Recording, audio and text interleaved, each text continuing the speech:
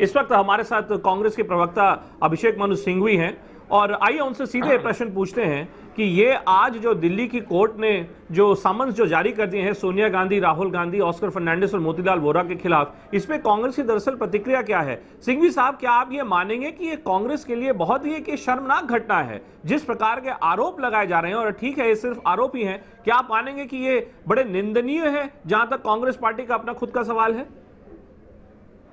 आपने दो शब्द सही इस्तेमाल किए, शर्मनाक और निंदनीय। बिल्कुल सही कह रहे हैं आप, लेकिन शर्मनाक और निंदनीय ये है कि ऐसी आधार विहीन, तथ्य विहीन, मोटिवेटेड कंप्लेंट फाइल की गई है। इस याचिका में कोई तथ्य नहीं है। लगभग 1 वर्ष लगा है कचहरी को सिर्फ प्रोसेस समन्स इशू करने में। अभी तक हमारे पास कागजात आए नहीं हैं। जब आएंगे तो आप आश्वस्त रहें कि हम व्यापक रूप से कानूनी सलाह मशवरा करके एक बहुत डिटेल्ड पुरजोर जवाब देंगे। लेकिन सिंघवी साहब आप देखिए, आप ना सिर्फ प्रवक्ता हैं, आप एक बड़े जाने माने वकील भी हैं।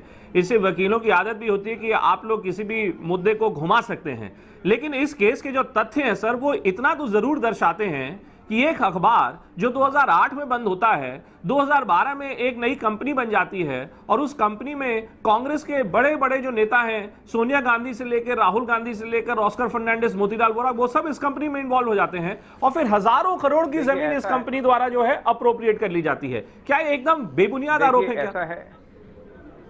जो एक सीमाएं बांधी है मैंने अपने लिए, मैं आपको उनका उल्लंघन करने की अनुमति नहीं दे सकता। अगर मुझे मेरिट्स पे ही इसके मामले में बात करनी होती तो मैंने बहुत पहले कर ली होती। मैंने आपको कहा है कि मैं इसमें मेरिट्स पे बिल्कुल टिप्पणी नहीं करूंगा, क्योंकि वो एक पूर्वानुमान होगा मेरे खुद के व्यापक जवाब का। लेकिन वो जवाब जब आपके पास आएगा निकट भविष्य में तो आपको सब तथ्य मिलेंगे। लेकिन आप दो बात समझ लें कि सिर्फ समन्स है, इतने कोई उछलने की बात नहीं है कंप्लेनेंट द्वारा। श्री स्वामी का एक जो पुराना सनसनीखेज फैलाने का और उनका जो एक विरोध है कांग्रेस के बारे में, वो जाना माना है। उन्होंने तथ्यों को बिल्कुल जोर मोड़ के, तोड़ फोड़ कर, डिस्टॉर्ट करके ये आरोप लगाए हैं। इनमें कोई तथ्य नहीं है और हम निकट भविष्य में आपके समक्ष अपना जवाब भी रखेंगे और ये सिद्ध करके बताएंगे। सर, वो आपकी बात देखिए, ठीक है कि ये सिर्फ समन्स है, इसके ऊपर कुछ नहीं है, लेकिन जो इस केस के तथ्य हैं, कम से कम आप ये तो कहेंगे कि ये जो तथ्य हैं, या तो देखिए तथ्यों का कोई आधार ही नहीं है, या तो आप ये कहिए कि सोनिया गांधी और राहुल गांधी इस यंग इंडिया कंपनी के वो हिस्सा ही नहीं है, जो नेशनल हेरिटेज ट्रस्ट बना था उससे उनका कोई लेना देना ही नहीं है। क्या आप ये कहेंगे? बिल्कुल सही है, बिल्कुल सही है कि इस कंप्लेंट में कोई तथ्य नहीं है, इस आरोप में कोई तथ्य नहीं है। इसके जो सूक्ष्म तथ्य हैं, जो स्पष्ट तथ्य हैं, वो मैं आपके साथ इस वक्त एक पीसफुल तरीके से डिस्कस नहीं करूंगा। निकट भविष्य में आपको लिखित रूप से हमारा जो जवाब होगा तो दिया जाएगा। नहीं तो क्या ये सिर्फ एक राजनीतिक मुद्दा है क्या? क्योंकि देखिए हमारे पास तो मतलब बड़े ही संगीन आरोप दिखाई देते हैं सर। ऐसा लगता है कि आपराधिक एक षड्यंत्र रचा गया, मोतीलाल वोरा जी द्वारा एक षड्यंत्र रचा गया और एक ऐसी एक साजिश रची गई जिससे कई करोड़ों रुपए की संपत्ति जो है वो मात्र 50 लाख रुपए में अप्रोप्रिएट कर ली गई, हड़प ली गई। चार्ज तो ये लगता है सोनिया गांधी और राहुल गांधी के खिलाफ। आप समझते हैं कि ऐसा कोई कंप्लेंट आरोप अगर डॉक्टर स्वामी कंप्लेंट फाइल करेंगे तो राजनीतिक नहीं होगा? क्या आप समझते वो कानून के आधार पे होगा? तो ये मतलब सीबीडी के मुताबिक इसमें कतई कोई तथ्य नहीं है, सिर्फ राजनीति से प्रेरित है। बिल्कुल नहीं है, बिल्कुल।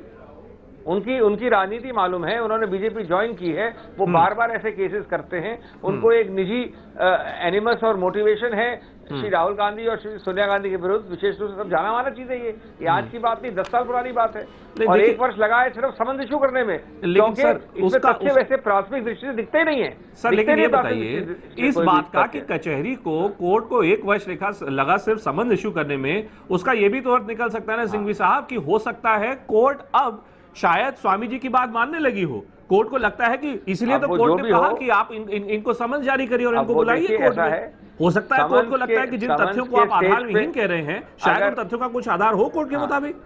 अगर समन्स के आधार पर आप मुझे बार बार खींचेंगे मेरिट्स की बात करने के लिए, तो मैं नहीं करने वाला हूं वो।